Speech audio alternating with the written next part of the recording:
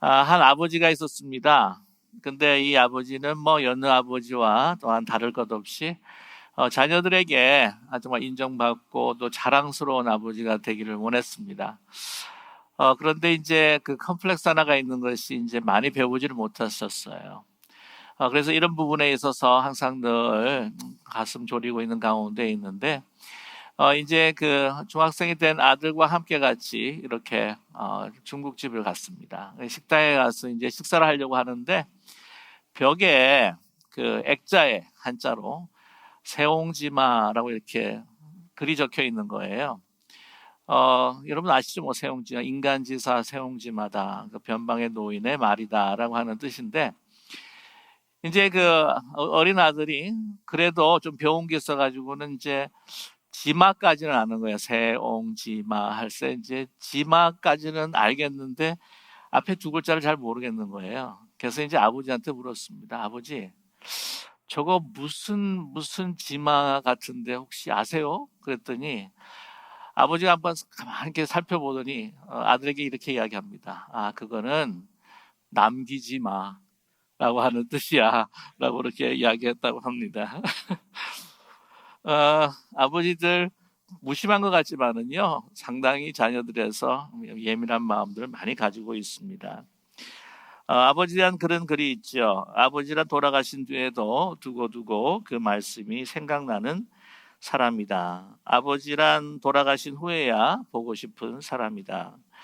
아버지는 결코 무심한 사람이 아니다. 아버지가 무심한 것처럼 보이는 것은 체면과 자존심과 미안한 감이 같은 것이 어우러져서 그 마음을 쉽게 나타내지 못하기 때문이다. 아들, 딸들은 아버지의 수입이 적은 것이나 아버지의 지위가 높지 못한 것에 대해 불만이지만 아버지는 그런 마음에 속으로만 운다. 아버지는 가정에서 어른인 채 하지만 친한 친구나 마음이 통하는 사람을 만나면 소년이 된다. 아버지는 어머니 앞에서는 기도도 안 하지만 혼자 차를 운전하면서는 큰 소리로 기도도 하고 주문을 외우기도 하는 사람이다. 어머니의 가슴은 봄, 여름을 왔다 갔다 하지만 아버지의 가슴은 가을과 겨울이 오고 간다. 아버지 뒷동산의 바위 같은 이름이다. 시골 마을의 느티나무 같은 크나큰 이름이다. 라고 이렇게 누군가 글을 적은 적이 있습니다. 오늘 아버지 주일입니다.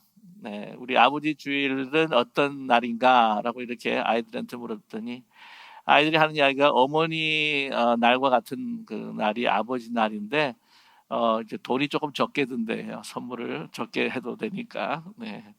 오늘 아버지 주일인데요. 우리 Happy Father's Day 한번 같이 한번 인사 나누시겠습니다. Happy Father's Day. Happy Father's Day. 특별히 오늘 아버지 되시는 분들은 하나님의 크신 축복이 함께하기를 또 기도합니다. 이 아버지라고 하는 그 표현은 안 해도요, 그냥 마음에 이 자녀들에 대한 부담감, 또한 책임감, 또 이런 것들을 많이 가지고 있는 것이 아버지입니다. 여기 미국의 조사의 그 패밀리 서클이라고 하는 것을 보게 되면은 이 아버지들이 이제 자녀의 관계에서 어떤 것을 생각하느냐라고 하는 조사가 나와 있는데요. 이 아버지가 된 사람들 95%가 이제 딱 아버지가 자녀가 이제 태어나고 이제 아버지가 되면은 먼저 드는 생각, 95%가 이런 생각이 든다고 합니다. 내가 정말 더 나은 사람이 돼야지. 그래서 우리 자녀들에게 정말 본이 되는 사람이 되면 좋겠다라고 하는 그런 공통적인 마음을 가진다고 합니다. 그리고 이제 75%가 그 전에는 전혀 가지지 못했던 그런 책임감을 느낀다는 거예요. 내가 우리 자녀들 또한 내 가정을 정말 잘 부양해야겠다라고 하는 책임감을 느낀다고 합니다.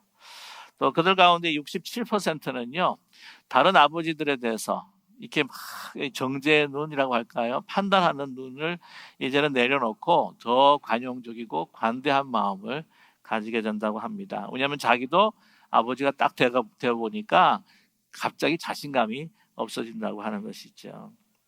그리고 42%가 아버지에 대해서 자녀에 대한 건강과 안전을 그냥 때때로 그 염려하는 것이 아니라 끊임없이 밤낮으로 이렇게 자녀들에 대한 안전과 또한 이 건강을 걱정하는 사람이 42%나 된다고 이야기합니다. 보게 되면은요, 정말 아버지 노릇 못하고, 야, 저게 아버지인가? 라고 하는 생각이 드는 사람들, 우리가 기사를 통해서도 이제 가끔 보게 되지만, 그러나 거의 모든 아버지는 이렇게 가정에 대해서, 특별히 자녀에 대해서 말은 안 하고 표현은 하지만, 정말 예민하고 민감하고 책임감을 느낀다고 하는 것이죠. 이 아버지, 이 자녀를 위해서라면은 사실 뭐 어머니도 이 자녀들을 위해서 생명을 내놓을 수도 있지만 이 아버지도 그 생명을 내놓을 수 있는 사람이 바로 아버지다라고 하는 것이죠. 2016년 10월입니다. 중국에 이제 원저우라고 하는 도시가 있었는데 거기에 갑자기 2016년 10월이죠. 예. 네 채 그 높지 않은 그 아파트인데 갑자기 이렇게 와르르 하고 무너져 버리고 말았습니다. 이제 거기에는 농촌에서부터 이 중국이 이제 산업화가 돼 가면서 일자리를 찾기 위해 또한 그 많은 그 고용을 해야 할 상황이기 때문에 이 많이들 올라왔어요. 노동자들이 농촌에서. 그래 가지고는 정말 거기에 막 이 지탱하는 것보다도 더 많은 초과 인원들이 이제 함께 살았었고 또한 그 아파트를 이제 짓는 데에 기초 공사부터 시작할 때 시공할 때부터 부실 공사였고요. 또한 이 관리를 잘 안 해가지고는 이 비와 이 다른 기후로 인하여 가지고는 많이 낡은 상황 속에서 굉장히 위험했다고 합니다. 근데 이제 한꺼번에 와르르 하고 무너져 버리고 만 거죠. 많은 사람들이 죽었습니다. 22명이 죽었는데 그때 12시간을 이제 구급대원들이 이거 레스큐 팀들이 와가지고는 막 이렇게 막 파헤치고 사람을 구하는데 맨 마지막에 구한 사람이 누구냐면 3살짜리 여아입니다. 그 닌자이라고 하는 그 여아인데 어떻게 그 아이가 살아갔냐? 그 무거운 시멘트에서 어떻게 살아났냐면은 그 아버지가 26살 된 아버지, 참 젊은 아버지예요. 아버지가 그 아이를 살리기 위해서 이걸 안은 겁니다. 그 밑에 놓고 안고 막 죽을 힘을 다해서 정말 죽는 순간까지 그 무거운 시멘트 콘크리트 그 무게를 감당하면서 이 아이에게 살아남을 수 있는 공간을 제공을 한 거예요. 그래가지고는 이제 구했는데 몇 군데의 타박상 외에는 아이가 온전했다고 합니다. 그래서 그 기사를 보고 참 많은 세계인들이 또한 중국 사람들이 그 아버지의 사랑이라고 하는 것에서 많은 감동을 얻게 되었다고 하는 것이죠. 이 아버지라고 하는 이 존재라고 하는 것이 정말 얼마나 우리 자녀들 가운데 정말 알게 모르게 부모 어머니 같은 경우에는 좀 알게 영향을 많이 받는 것 같은데 아버님 같은 경우에는 정말 좀 잘 알지 못하게 많은 영향을 받게 된다고 하는 것이죠. 이러한 육신의 생명뿐만이 아니라 우리 영적인 그 생명을 있어서 지대한 자녀들에게 영향을 미치는 것이 바로 아버지다라고 하는 또한 통계도 나와 있습니다. 그래서 보면은 어느 한 통계를 보게 되면은 이 미국 통계인데요. 부모님과 함께 주일 예배를 드릴 경우에는 그 자녀가 72%가 신앙을 가지고 교회를 다닌다고 합니다. 그런데 이제 아버지만 다닐 때가 55%를 자녀들이 간대요. 어머니만 그 다닐 때는 25%. 그리고 이제 엄마 아빠가 다 안 다닐 경우에는 6% 정도가 이제 신앙을 가지고 교회를 다닌다고 하는 그런 통계가 있습니다. 또 다른 통계를 보게 되면은 이 아버지가 믿게 되면은 80%까지 교회를 가고 가족들이 믿게 되는 경우, 그 다음에 어머니만 이제 믿는 경우에는 한 25% 정도밖에 안 된다라고 하는 그 다른 또 통계가 나와 있는데 이 두 통계를 갖다가 종합해서 우리가 보게 되면은 정말 아버지의 그 영향력이 얼마나 큰가, 그 가정에서 큰가 하는 것을 우리가 발견할 수가 있다고 하는 것이죠. 심지어는 한국 가운데는 한국에서는 이런 이야기가 있습니다. 어머니만 그 교회를 나가고 신앙을 가지게 되면은 그 가정은 그날부터 영적 전쟁이 일어나는데 아버지가 믿으면 그 가족에는 평화가 온다라고 할 정도라고 하지 않습니까? 그래서 특별히 이 가정뿐만 아니라 교회의 이 세상과 이길 수 있는, 또한 이 세속화에 있어서 우리가 더 거룩해질 수 있는 근원은 또 우리 아버지들에게 있다라고 이렇게 이야기하시는 분도 있습니다. 우리 육신의 아버지들이 우리 자녀들의 육신의 건강과 또한 그들의 안녕을 위해서 참 많은 애를 쓰는데, 그보다 더 귀한 이 신앙을 위한 영혼의 정말 생명을 위해서 우리 아버지들의 그 영향력이라고 하는 것이 얼마나 큰 것인가라고 하는 것을 말해주고 있지요. 그러기에 우리 아버지들이 정말 참된 그 신앙의 모습을 통해서 우리 자녀들이 어떻게 하면 하나님 앞에 더 나아가고 깊이 사랑할 수 있겠는가 하는 것을 또 오늘 본문을 말씀을 통해서 우리가 발견하게 됩니다. 오늘 이야기 짧은 이제 본문의 말씀인데, 이 가정에 대한 부모와 자녀 그리고 또한 남편과 아내에 대한 짤막한 이야기를 하면서 오늘 21절의 말씀에 아주 바울 사도가 간단하게 우리에게 이 자녀와 또한 특별히 아버지의 관계를 우리에게 말씀해 주고 있습니다. 특별히 아버지들에게 부탁하는 것은 이 자녀들을 어떻게 하고요? 노엽게 하지 마라. 뭐냐면은 낙심할까? 사실은 두렵다라고 이렇게 말씀하고 있습니다. 당시에 이 로마 사회, 이 헬라 사회에 있어서의 이 자녀들에 대한 그 아비가 해야 할 일을 해야 할 마음의 자세와 삶의 자세를 이렇게 이야기해 주는 것은요, 그 당시 굉장히 획기적인 것입니다. 왜냐하면은 이 자녀들이라고 하는 것은 특별히 그 가정의 아버지, 어머니가 아니고요, 또 여자도 남자, 이 남편의 소유 중에 하나였고, 또한 자녀들도 그 당시에는 그 아버지의 소유나 마찬가지였습니다. 자녀들에게 대할 때에 사실은 이 종들의 그 목숨도 또한 그 가장의 손에 달려 있는 것처럼 그 아버지의 손에 이 어린 자녀들, 특별히 분가하지 않는 자녀들의 목숨이 달려 있을 정도라고 이야기하고 있죠. 그래서 이 아비들이 사실은 뭐 어떻게 하든지 간에 이 자녀들이 뭐라고 이렇게 반응할 자격이 전혀 주어지지 않은 상황이었다고 하는 것이죠. 그러나 오늘 바울은요, 그 당시에 특별하게 이러한 귀한 하나님의 말씀을 전하면서 이 아비들이 어떻게 하면은 이 자녀들에게 그들로 하여금 하나님을 알게 하고, 또한 그 하나님께서 그 아버지에게 주신 그 대리자의 모습을 가지고 살아갈 수 있겠는가라고 하는 것을 말씀해 주고 있습니다. 오늘 이제 노엽게 하지 마라라고 파르르기조라고 하는 이 단어가 있는데, 이게 뭐냐면은요, 자녀를 이제 노엽게 하는데 막 너무 많이 책망을 해가지고는 이 자녀가 아주 분노가 끓는 그러한 상황이라고 하는 것입니다. 이 책망이라고 했을 때 말로만 책망하는 것이 아니라 육체적인 어떤 그 가혹한 행위를 가하면서 이 분노케 하는 거. 그렇게 되다면 낙심한다라고 하는 것은 뭐냐면은 삶에 있어서 희망이나 소망을 다 내어버리고 그냥 아무렇게나 자녀가 살아갈 수 있도록 방임할 수 있다고 하는 것을 우리에게 말씀해주고 있습니다.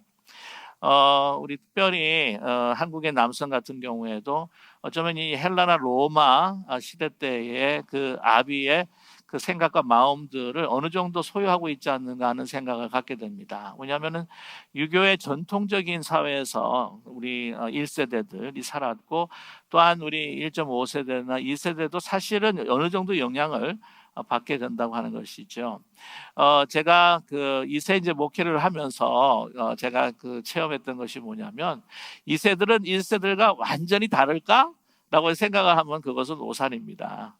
이 2세들도요, 1.5세가 아니라 정말 그 북미 땅에서, 캐나다 땅에서 이제 태어난 이 친구들인데도 불구하고 이 아버지의 영향, 그 부모님의 영향을 받아서 1세들이 가지고 있는 그러한 생각들, 좋은 것도 있겠지만 또 고루한 생각들도 가지고 있다고 하는 사실이죠. 아무튼 그래서 보면 유교 사상 가운데서는 이제 군사부 일체라고 하는 말을 우리가 너무나 잘 알고 있을 겁니다.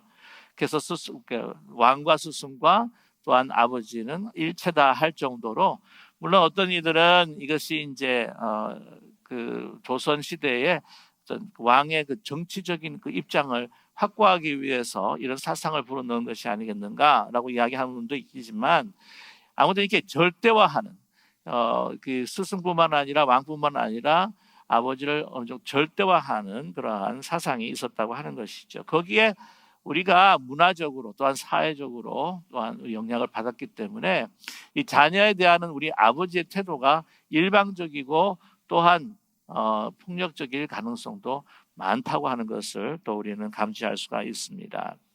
그렇기 때문에 우리가 우리 자녀들을 이제 교육을 할 때에 뭔가 설득력 있게 대화를 통하여서 또한 내 자신의 그 삶을 통하여서 보여주는 가운데 하는 것이 아니라 하여튼 옳고 그름에 대한 자기의 삶하고는 관계없이 자기 옳고 그름을 판단해서 그것을 아주 일방적으로 이 자녀들에게 자녀들에게 소위 강요를 하고 또한 그에 대해서 여러 가지 인격적인 방법이 아니라 정말 비인격적인 방법으로 노엽게 할 수 있게 한다고 하는 것을 우리에게 말씀해주고 있습니다. 보면은요, 브레인 월드라고 하는 조사를 보게 되면은 이 자녀 양육 시 가장 힘든 점이 뭐냐라고 했을 때 그 질문에 1위로 대답한 그 답이 뭐냐면 68%가 부모가 감정 조절을 하기가 힘들대요. 감정 조절을 하기 힘들다 보면은 막 말도 막 튀어나오고 행동도 이제 막 나온다고 할 수가 있습니다. 그럴 때에 이 자녀가 부모님의 보는 그 시각이 달라질 수가 있고, 또한 이 부모님에 대한 것에 낙심하고, 또한 부모님에 대한 그 모습에 대해서 신뢰할 수 없는 그런 많은 부분들이 나타나게 된다고 하는 것이죠.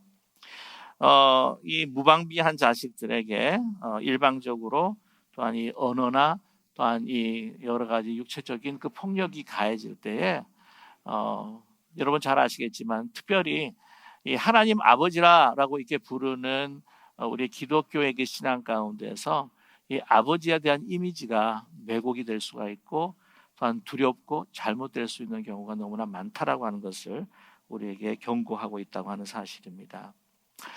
여러분, 우리 부모가 사실 감정 조절 실패할 때에 참 그 다른 것보다도 그 기억이 오래 남는다고 그 아동 심리학자들이 많이 이야기를 하고 있습니다. 특별히 0세부터 4세까지 언어나 또한 육체의 폭력을 받은 사람들이 이 그 조사에 의하게 되면 무신론자들이 될 수 있다라고 하는 그런 많은 통계들이 나와 있습니다. 그래서 아버지가 일찍 돌아가신 사람들보다도 어릴 때에 아버지에게 폭력이 당하거나 언어 폭력이나 또한 많은 이런 가학적인 행위를 부당하게 받았을 때에 그 신앙에서 떠나는 경우가 많고 그 신앙에 대해서 반대의 삶을 살아가는 사람이 많다고 이야기를 합니다.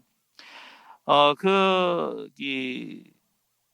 위츠라고 하는 그 닥터 폴 위츠라고 하는 분이 Psychology of Atheism, 무신론의 심리학이라고 그렇게 라고 하는 책을 냈는데 거기에 보면 Defective Father에 대한 이야기를 합니다. 결함과 하자가 있는 그런 아버지에 대한 이야기를 하면서 그 무신론자 중에 어릴 때에 이 아버지에게 많은 학대를 받았던 언어 폭력이라든지 또한 가학적인 행위를 받았던 사람 가운데 토마스 홉스, 볼테르라고 하는 또한 프로이드, 그 다음에 여러분들께서 너무 잘 아시는 히틀러를 그 나치를 했던 그 히틀러 같은 사람들이 있었다고 하는 것을 우리에게 보여주고 있습니다.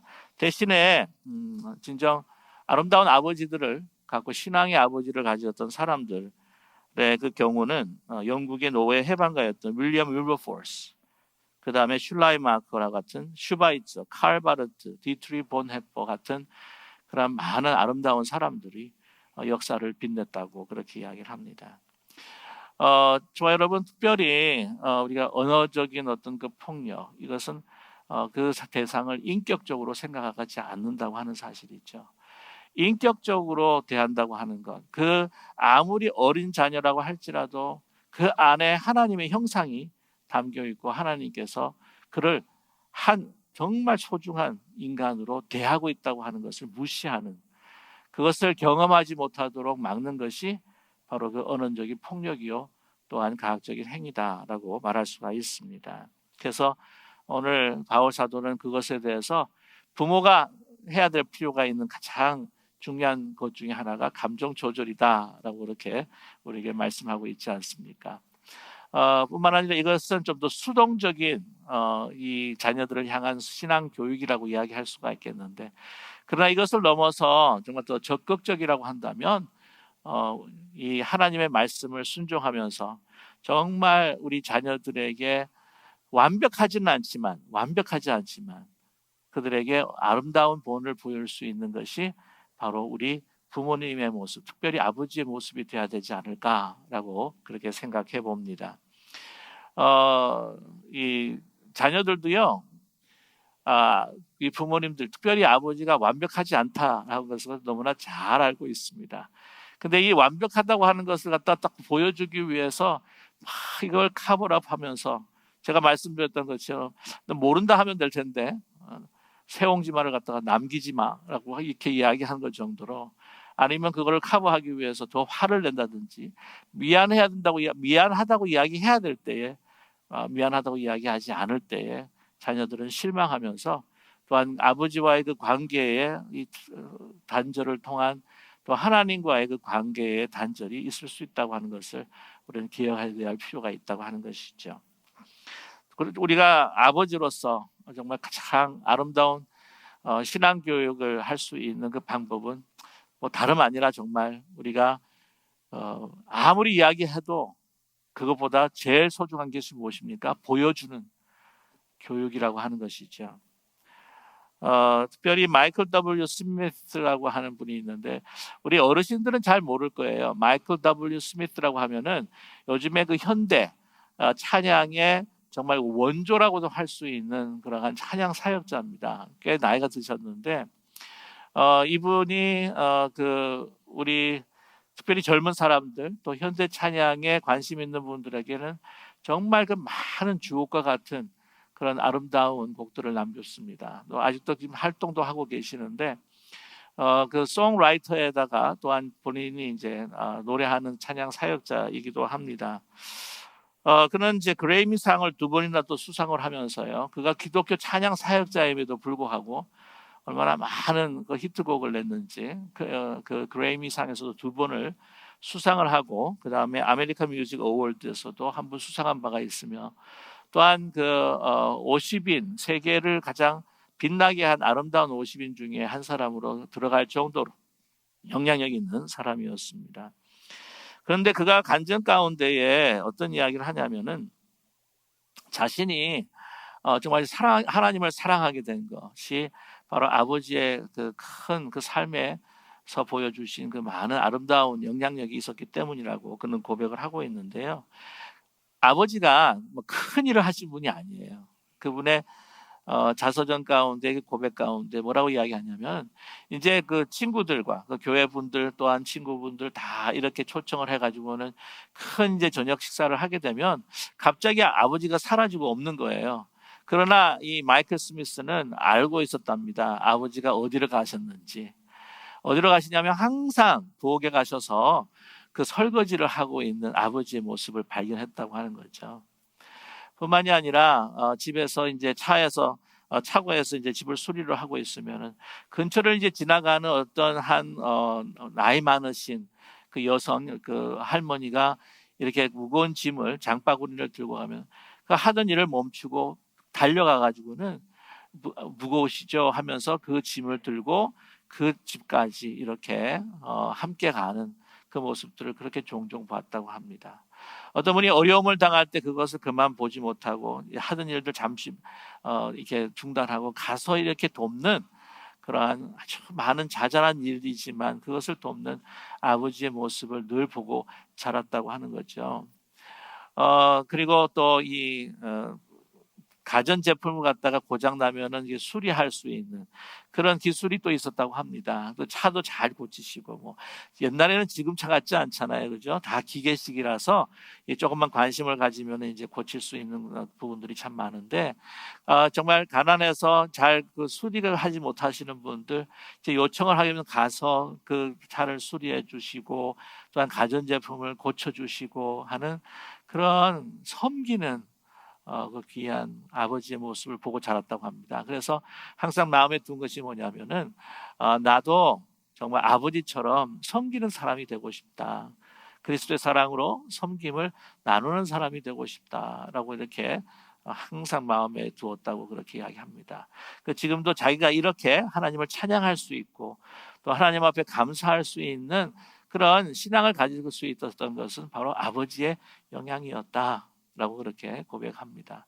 저도 가끔 제 아버님에 대해서도 언급한 적이 있었는데 저는 참 감사한 게 아시겠지만은 어린 나이 62세 아버님께서 62세 한국 나이로 62세 때 62세 소천을 하셨습니다. 그러나 저는 참 감사하게도 주위에 뭐 저희 아버님이 완벽하다는 이야기는 아니에요. 그러나 참 힘들고 어려운 분들을 이 돕는 모습들, 이 북한을 위해서 기도하고 간절히 눈물을 흘리면서 기도하는 그런 모습들을 보면서 참 많은 좋은 저에게 임팩트를 주셨기 때문에 저는 그런 면에 있어서 하나님 앞에 정말 감사하고 또한 비록 제가 어린 나이지만 일찍 부르셨지만 그런 육신의 아버지, 이 땅의 아버지를 주신 것에 대해서 항상 늘 감사하고 있습니다. 또 한 가지 제가 또 말씀드리고 싶은 것은 무엇이냐면은 우리가 우리의 가족에 대한 그 영역을 벗어나서 정말 가족도 잘 살필 뿐만이 아니라 좀 더 나아가서 우리 이웃들을 위해서 섬기는 아름다운 모습을 보일 때에 정말 우리 자녀들에게 귀한 돈보다도 더 뭐 재능보다도 더 귀한 정말 하나님을 사랑하고 이웃을 섬길 수 있는 그런 신앙을 우리가 유산으로 그들에게 남겨줄 수 있다고 저는 그렇게 분명히 믿습니다. 그것을 통하여서 또 많은 사람들이 정말 생명을 얻고 주님 앞에 돌아올 때에 그것은 그 가정의 영광일 뿐만 아니라 또한 자식으로서도의 큰 영광이 아니겠습니까? 여러분 이번에 6월 25일 오는 6월 25일이 여러분 아시죠? 그 6.25 동란 70주년을 맞이하는 그런 해입니다. 날입니다. 그때에 많은 전쟁 고아들이 있었는데 정말 그들의 아버지가 되어준 사람들이 있어요. 1950년 이제 6월 25일부터 한국 동란이 이제 시작이 되지 않았습니까? 시작이 되면서 계속해서 전쟁이 이제 지속돼 가는 가운데에 이 부모를 잃어버린 그런 전쟁 고아들이 계속 많이 나오게 된 거예요.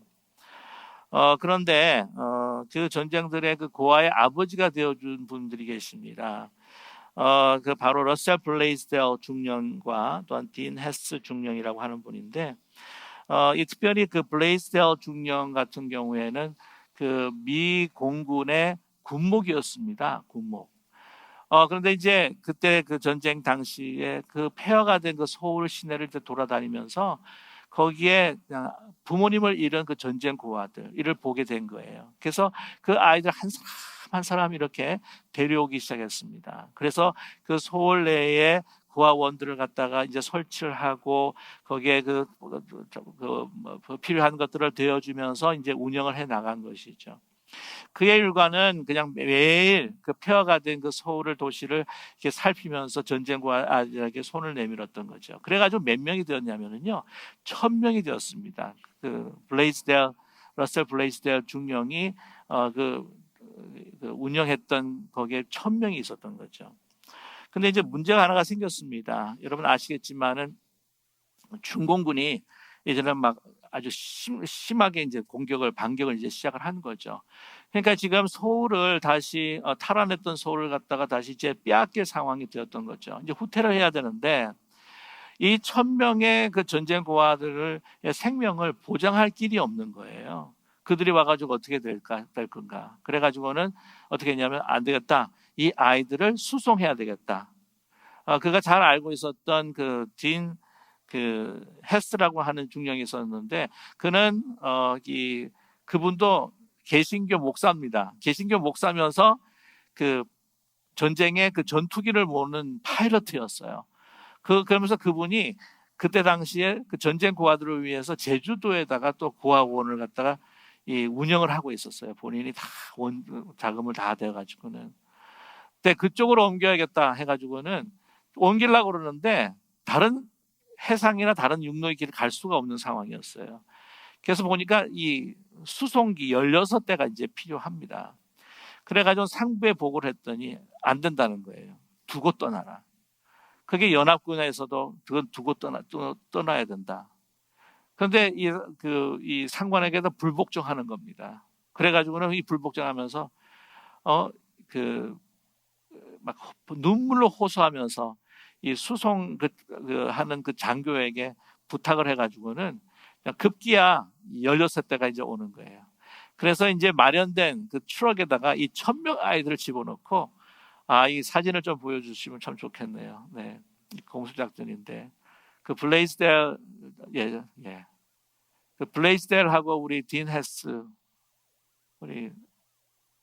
이 블레이스델 딘 헤스 중령이시고요. 그 다음에 보시면 이 블레이스델 중령입니다. 그래서 이 1000명의 아이들을 갖다 싣고 이제 떠나는 거예요. 그래가지고는 도착을 했습니다. 제주도에 도착을 해가지고는 10개월 동안 이 딘 헤스 중령이 그 아이들을 계속해서 돌봐주는 거예요. 그 이후에 이 딘 헤스 중령 같은 경우에는 그 가운데 한 사람을 갖다가 또 이렇게 입양을 이제 해가지고는 자기의 정말 자식으로 미국에서 또 나중에 살게 되었는데 20년 동안 그 전쟁이 끝나고 난 다음에 20년 동안 이제 이 블레이스델뿐만 아니라 이 딘 헤스 이 중령 이제 대령이 되죠 나중에.